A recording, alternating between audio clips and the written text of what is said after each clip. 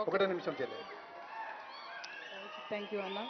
వేదిక మీద ఉన్న మన గౌరవనీయులైన రేవంత్ అన్న గారికి, అట్లాగే మంత్రివర్గానికి అందరికీ, పెద్దలకు అందరికీ పేరు పేరున వందనాలు.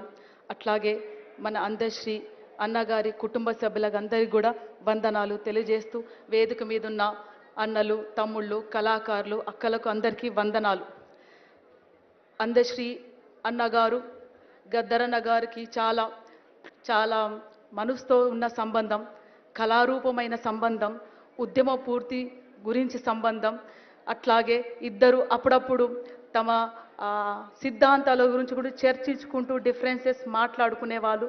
మేము అదృష్టవంతులము, ఎందుకంటే ఎంతోమంది కళాకారులు, మేధావులు, అమరవీరులు, ఉద్యమకారులు వచ్చి ఉన్న ఇల్లులో మేము పుట్టి పెరగడం మా జన్మ సాకృతమైంది. సో అందశ్రీ అన్న వచ్చినప్పుడల్లా నేను స్కూల్కి వెళ్ళి వచ్చేదాన్ని. అందశ్రీ అన్న గురించి, అందశ్రీ అన్న కోసము ఒక చిన్న, అందశ్రీ అన్న అనగానే నాకు ఏమనిపిస్తుందో అదొక చిన్న 2 మాటల్లో మీకు అందజేస్తాను. అందశ్రీ అన్న, అందశ్రీ అన్న ఆ గానం గుండెలను కదిలిస్తుంది. అందశ్రీ అన్న ఆ గానం గుండెల్ని కదిలిస్తుంది. ఆ గొంతు గన్నులై పేలమంటుంది. ఆ గొంతు గన్నులై పేలమంటుంది.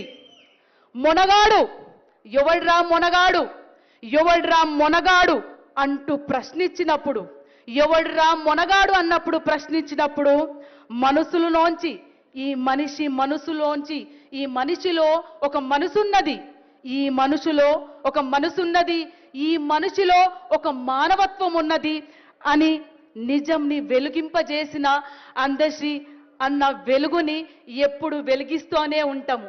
అందశ్రీ అన్న చూపిన ఈ వెలుగుని ఎప్పుడు వెలిగిస్తూనే ఉంటాము.